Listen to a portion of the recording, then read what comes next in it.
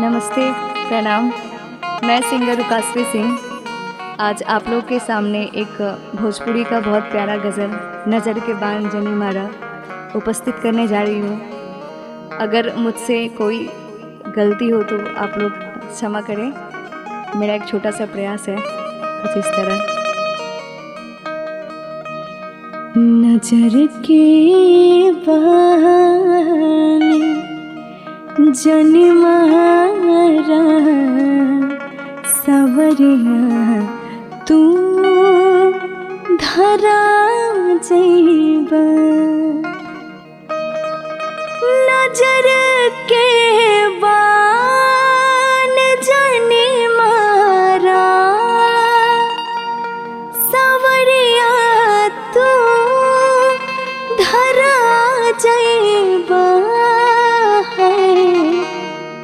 इनाम पहिले से बदनाम बा तू और बदनाम करा जइबा। नजर के बाद जन्माता सवरिया तू धरा जइबा। नजर के बाद जनी मारा सवरिया तू धरा जइबा। नजर के बाद जनी मारा सवरिया तू धरा जइबा। इनाम पहिले से बदनाम बा तू और बदनाम करा जइबा। नजर के बाद जनी मारा सवरिया तू धरा जइबा।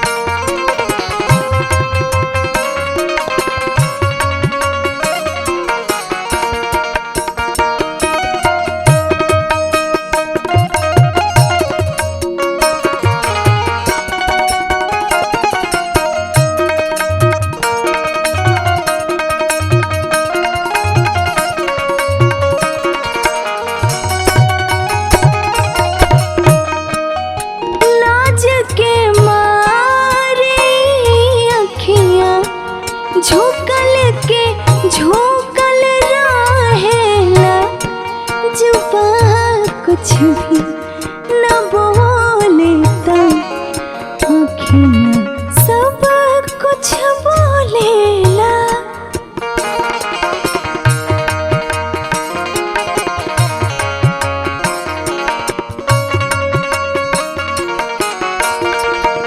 लाज के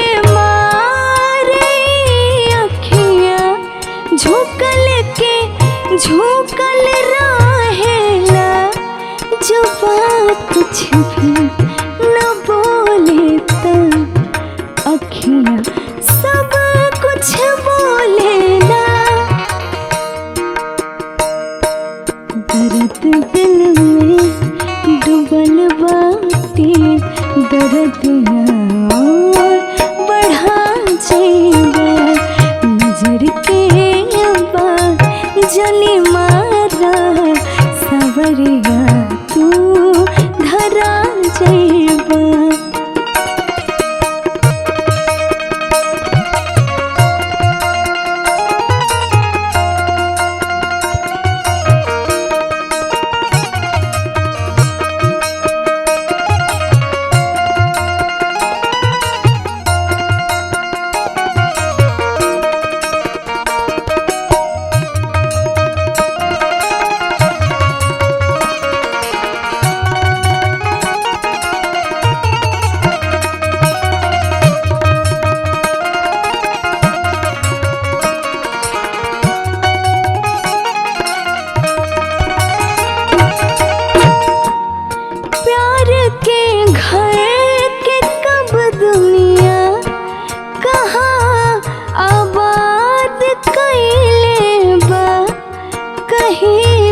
सावरिया कैले बा केहू बर्बाद कैले बा।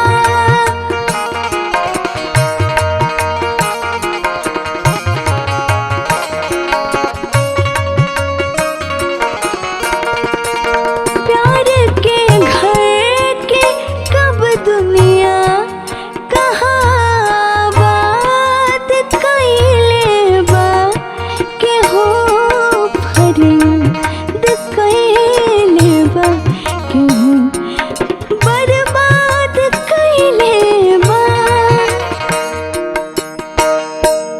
मोहब्बत के नशा बाउर नशा चढ़ा जइबा नजर के बा जनिमारा सावरिया तू धरा जइबा नजर के बान जनिमारा सावरिया तू धरा जइबा।